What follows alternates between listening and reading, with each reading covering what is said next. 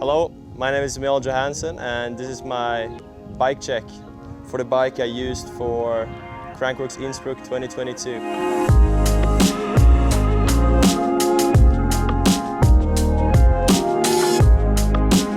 So first off we have the Trek Ticket S frame. This frame is custom painted specifically for this event, and the pattern design comes from the insole design I have on my Etnies signature colorway shoes. So the paint itself is very thin. We try to make it as thin as possible to minimize weight, as well as keeping a bit of the raw look that raw aluminium gives through the paint. Yeah, I'm super stoked on it turned out. My Trek Ticket S is set up with a RockShox Deluxe rear shock. It's the Ultimate Edition. I ran it at about 300 PSI. It does the job. I get through full travel on bigger impacts, as well as specifically for a Crankworx course. Up front, I have a Pike DJ. It's been my go-to fork for the past, I want to say like 6 or 7 years. And over the years, my setup have changed a bit. Today, I run about 200 PSI in the fork. I have the compression set in the middle, 2 tokens, and the rebound is almost as slow as possible.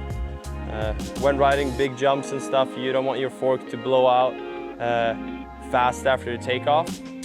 You want it to ramp out smooth and easily to not set you off course in your airtime. On the Pike DJ, I have a direct mount front axle. This is something I've added afterwards to minimize the weight. So when I was building this bike, I had it all complete. I felt like something was missing. I'm super stoked that slick graphics came through and helped me get these custom graphic Pike DJ decals done within about a week. It was pretty short deadline for them, so it's awesome. To tie everything together with a color theme, I worked closely with Industry 9 on trying to color match the hubs as well as the spokes to the theme of the frame, and they did an amazing job on that. For the wheel sets, I'm riding the Industry 9 Hydra hubs with a 305 Enduro rim, the EN 305 rims. Super steady wheel set.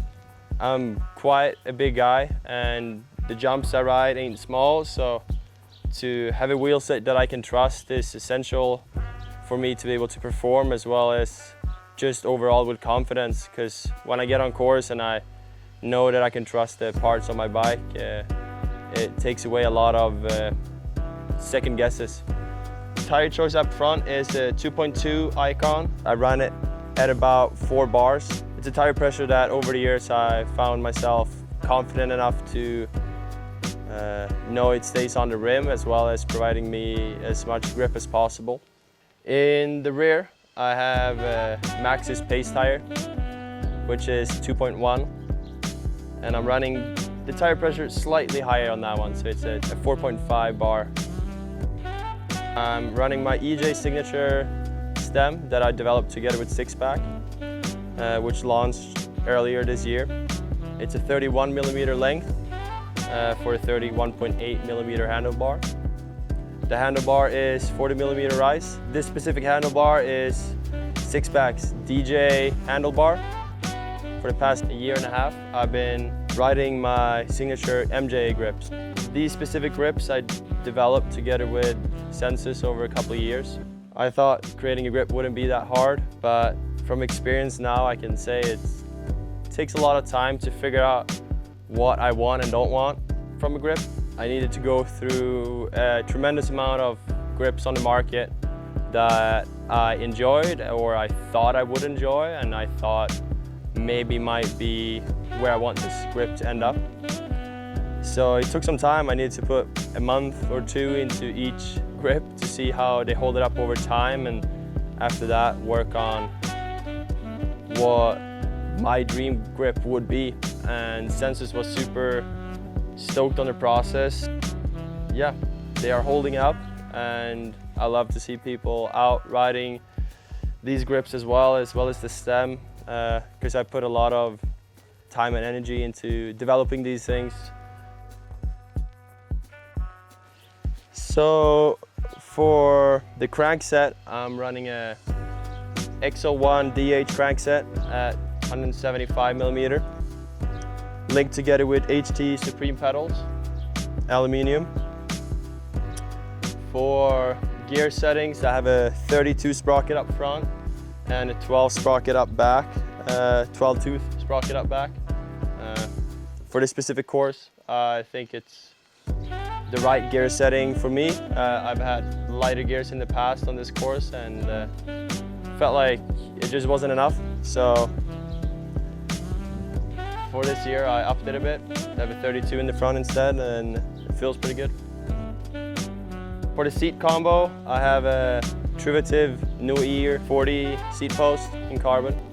And the seat is my EJ signature seat with 6-pack. It's a seat I worked on with 6-pack. Super happy to see the response from fans all over that enjoy the seat. It's awesome to be able to create a product that more people than I can enjoy. For anyone that's new to slopestyle, basically all slopestyle athletes in one way or another have a crank stopper on their bike. On this specific one, Trek has created a specific friction piece that makes my crank spin way less than it would on a cross-country bike. It's funny, slopestyle is, in that sense, when it comes to watts and comes to power, it's the straight opposite of other cardio or biking related sports. We basically want no friction. We add as much friction as possible to remove the risk of having our crank spinning without us wanting to. Yeah, that's about it when it comes to friction. For the wheels, we like them spinning fast. For the handlebars, we like them spinning fast.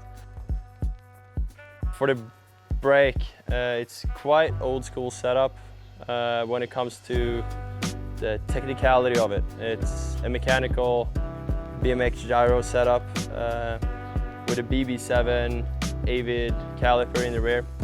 This specific caliper is the Road SL caliper. It's their lightest one, and it comes in chrome, which is pretty sweet. For the brake lever, I'm running an Odyssey, I want to say it's mono lever. I did some modifications because I thought the brake lever was too far out.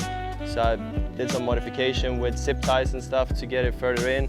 Right here I just have a cut off old grip to remove the risk of cutting my fingers. I usually cut them a lot. When you land heavily and your thumb is not perfectly set on the grip, it's very easy that you cut your finger open. So a simple grip made it a lot easier for me.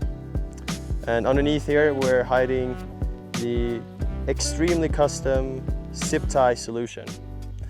I have a thicker zip tie, which wasn't enough, so I put a slightly smaller one on to just give that extra bit of distance to get the brake lever set up perfectly. And yeah, that's as custom as it gets on this bike, I think. It's one of my proudest modifications.